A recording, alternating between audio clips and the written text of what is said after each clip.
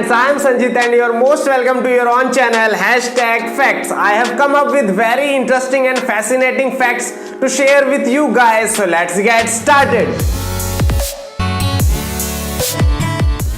Friends, हमारे culture में जब भी कोई पार्टी फंक्शन या कोई दूसरे तरीके का सेलिब्रेशन होता है तो और जब खाने की बात आती है दोस्तों, तो हम या तो प्लास्टिक के बर्तनों का यूज करते हैं या तो कोई डिस्पोजेबल मटेरियल से बने हुए बर्तनों का यूज करते हैं, जो कि इन्वायरमेंट के लिए और हमारे हेल्थ के लिए बहुत ही नुकसानदायक होता है। हैदराबाद के नारायण पीसपाती ने प्लास्टिक्स और डिस्पोजेबल यूटेंसिल्स में यूज होने वाले हानिकारक केमिकलों को कम करने के लिए दोस्तों ऐसे डिफरेंट तरीके के चम्मचें बनाई है, और जिनको कि आप खाना खाने के बाद उनको भी खा सकते हैं। नारायण ने एडिबल कटलरी यानी कि जिसको कि खाया जा सकता है की शुरुआत 2010 में एज अ स्टार्टअप से शुरू की थी, और उनका ये आइडिया धीरे धीरे वर्ल्ड वाइड फैल गया। इस एडिबल और पूरी तरीके से बायोडिग्रेडेबल यूटेंसिल्स को बनाने के लिए दोस्तों मिलेट, व्हीट और राइस का यूज किया जाता है, और किसी भी तरीके का केमिकल यूज नहीं किया जाता है।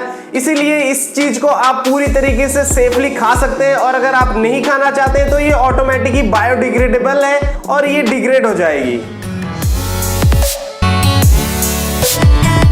दोस्तों, पक्षियां जो होती हैं वो आसमान में उड़ने के लिए ही बनी हुई होती हैं, बट क्या आप ये जानते हैं कि एक पक्षी ऐसा भी है जिसको कि आप छू देने भर से ही उसकी मौत हो जाती है? जी हाँ दोस्तों, ये बहुत ही सरप्राइजिंग है बट ये बिल्कुल सच है। दोस्तों, इस पक्षी का नाम टिटोनी है और ये अधिकतर ईस्टर्न ऑस्ट्रेलिया के जंगलों में पाई जाती है, और अभी तक जो है इसके 42 प्रजातियां ही पाई गई है। दोस्तों, हमारे कंट्री में क्रिकेट को बहुत ही ज्यादा पसंद किया जाता है, इसी वजह से ही स्टेडियम हमेशा ही फुल रहता है और हम इंडियन जर्सी पहन के ही मैच देखना पसंद करते हैं। और आपने ये भी नोटिस किया होगा दोस्तों, जो लेफ्ट हैंड साइड में जो बीसीसीआई का लोगो होता है वो तो नोटिसेबल होता है, बट जस्ट उसके ऊपर 3 स्टार बने रहते हैं। उसका क्या मतलब होता है दोस्तों? ये जो 3 स्टार होते हैं जो बीसीसीआई लोगो के जस्ट ऊपर रहता है, वो हमारे लिए प्राइड और विक्ट्री का सिंबल होता है। जी हाँ दोस्तों, अब तक आप जानते हैं कि हमारे जो कंट्री ने वो 3 वर्ल्ड कप जीते हैं, जो है 1983 में जीता है, जो T20 वर्ल्ड कप है 2007 में, और जो 2011 में है, ये उन्हीं के लिए ही यहाँ पे सिंबलाइज किया गया है।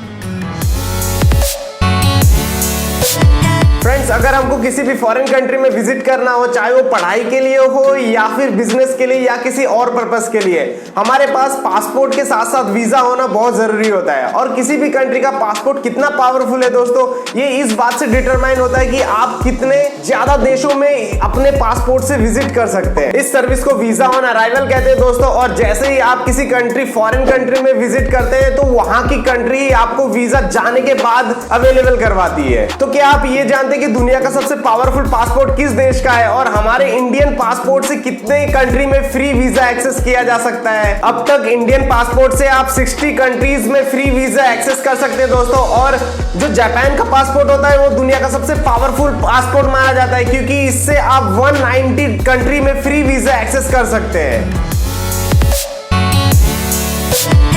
दोस्तों, क्या आपने ये कभी नोटिस किया है कि जब भी आप एक शांत माहौल में बैठ के अपना फेवरेट फूड खाते हैं तो उसकी जो फ्रेग्रेंस होती है वो उस खाने को और भी डिलीशियस बना देती है। पर यही आपका फेवरेट फूड अगर आप एयर ट्रैवल में खाते हैं दोस्तों, तो वो लेस टेस्टी लगने लगता है। तो अब सवाल ये उठता है कि आखिर एयर ट्रैवल में जो खाना हम खाते हैं वो लेस टेस्टी क्यों लगता है? तो जैसे हम एयर ट्रैवल पे होते हैं तो इतनी हाइट होने की वजह से दोस्तों वहां पे एटमॉस्फेरिक प्रेशर से भी प्रेशर जो है वो लेस हो जाता है, तो इस वजह से आप अपने सेंसेस जो है टेस्ट के और स्मेल के वो लूज करने लगते हैं, और 15 से 20% तक की ह्यूमिडिटी वहां पे कम हो जाती है as compare to ground level के, जिससे कि वो बहुत ही ड्राई स्टेट की कंडीशन में आ जाती है, और इस वजह से ही हम अपने सेंसेस लूज करने लगते हैं। और साथ में ही इंजन की भी नॉइज बहुत ज्यादा होती है दोस्तों, और इन्हीं सब रीजनों की वजह से ही हमको हाइट पे जो एरोप्लेन के अंदर खाना लेस टेस्टी लगने लगता है। फ्रेंड्स, आपने किसी रियलिटी शो में या मूवी में तो ये जरूर देखा होगा कि कोई हस्बैंड अपने वाइफ को पीठ पे कैरी करके डिफरेंट तरीके के टास्क करके चैंपियनशिप जीतता है। पर दोस्तों, क्या आप ये जानते हैं कि ये जो चैंपियनशिप है ये सिर्फ फिल्मों तक सीमित नहीं है, बल्कि दुनिया में एक ऐसी भी कंट्री है जहां पे इसके लिए वर्ल्ड चैंपियनशिप ऑर्गेनाइज की जाती है। जी हाँ दोस्तों, फिनलैंड के सानकाजार्वी शहर में हर साल वर्ल्ड वाइफ कैरिंग चैंपियनशिप को ऑर्गेनाइज किया जाता है दोस्तों। पर क्या आप इमेजिन कर सकते हैं कि प्राइज में क्या दिया जाता होगा? आपको प्राइज में कोई मेडल प्राइज या कोई अमाउंट नहीं मिलता दोस्तों, बल्कि अगर आप चैंपियनशिप जीतते हैं तो आपके वाइफ का जितना वेट होता है उतने ही वेट के बराबर आपको बियर दी जाती है। जिंदगी भले ही कितनी छोटी क्यों ना हो दोस्तों, पर हमारे जो सपने हैं वो कभी छोटे नहीं होने चाहिए। और ये हमको सिखाती है 10 साल की एक इंस्पिरेशनल स्टोरी गिरीश शर्मा की, जो कि हरियाणा से बिलोंग करते हैं। बचपन से ही गिरीश जो है वो पुलिस ऑफिसर बन के अपने सोसाइटी को सर्व करना चाहते थे और सारे इविल्स के खिलाफ लड़ना चाहते थे। बट दोस्तों 10 साल की उम्र में उनको क्रोनिक किडनी डिजीज हो जाता है और जो उनकी उम्र है वो सपनों के आगे छोटी लगने लगती है। ये बात मेक अ विश फाउंडेशन को, जो कि एक सोशल ऑर्गेनाइजेशन है, उनको मालूम चलती है दोस्तों, और वो गिरीश के सपने को सच करने के लिए आगे आती है। और राजस्थान पुलिस की मदद से दोस्तों गिरीश को जो है एक दिन का पुलिस कमिश्नर बनाया जाता है। और इसीलिए दोस्तों हमको सपने कभी भी छोटे नहीं देखने चाहिए, भले ही हमारे सामने कितनी भी बड़ी प्रॉब्लम क्यों ना हो। दोस्तों ये तो आप जानते हैं कि पृथ्वी एकमात्र ऐसा ग्रह है जिसपे कि लाइफ पॉसिबल है। और आपने ये भी सुना होगा कि एस्ट्रॉइड्स जो होते हैं वो बहुत ही किलोमीटर की स्पीड से पृथ्वी की ओर अक्सर गति करने लगते हैं। बट आखिर दोस्तों उनकी जो ये डायरेक्शन है वो कैसे चेंज हो जाती है? जब भी कोई एस्ट्रॉइड्स बहुत तेजी से पृथ्वी की ओर गति करने लगता है तो ये जो हमारे सोलर सिस्टम का जो सबसे बड़ा ग्रह है बृहस्पति है, जो कि हमारे पृथ्वी से लगभग 1900 गुना बड़ा है, वो उनकी डायरेक्शन दोस्तों चेंज कर देता है और ऐसे ही वो एज अ वैक्यूम क्लीनर का काम करता है। और इसी वजह से ही जुपिटर को जो है सोलर सिस्टम का वैक्यूम क्लीनर भी कहा जाता है। आप जब भी स्पीकर पे कुछ सुनते हैं या हेडफोन का यूज करते हैं दोस्तों, तो क्या आपने ये चीज नोटिस की है कभी कि वहां पे एक मैग्नेट लगा रहता है? तो आखिर इस मैग्नेट का यूज क्या होता है साउंड प्रोडक्शन में? तो चलिए इससे पहले थोड़ा बेसिक समझ लेते हैं। सबसे पहले ये समझते हैं कि आखिर साउंड क्या होता है। जी हाँ दोस्तों, जिसको ध्वनि या आवाज भी कहते हैं। साउंड एक तरीके का एनर्जी का फॉर्म होता है और ये प्रेशर वेव के जरिए ही ट्रेवल करता है। और ये तब बनता है दोस्तों जब भी किसी चीज के बीच में वाइब्रेशन यानी कि कंपन होता है और वो हमारे कानों तक आती है और हमको सुनाई देने लगती है। और साउंड एनर्जी ठोस, द्रव या गैस किसी भी मीडियम से होके गुजर सकती है दोस्तों। इसके लिए एक मीडियम होना बहुत जरूरी है और इसी वजह से अंतरिक्ष में आपको कोई साउंड भी नहीं सुनाई देता है, क्योंकि वहां पे कोई मीडियम ही नहीं होता है। दोस्तों अब बात आती है मैग्नेट की। दोस्तों मैग्नेट दो तरीके के होते हैं। एक तो परमानेंट मैग्नेट होता है जो कि हमको नेचुरली मिलता है, और एक इलेक्ट्रोमैग्नेट होता है। जैसा कि अगर किसी कॉइल के चारों ओर से इलेक्ट्रिसिटी बहती है तो वो एज अ मैग्नेट की तरह काम करने लगता है। किसी भी मैग्नेट में दो पोल, एक नॉर्थ पोल होता है, एक साउथ पोल होता है, और अपोजिट पोल एक दूसरे को अट्रैक्ट करते हैं और सेम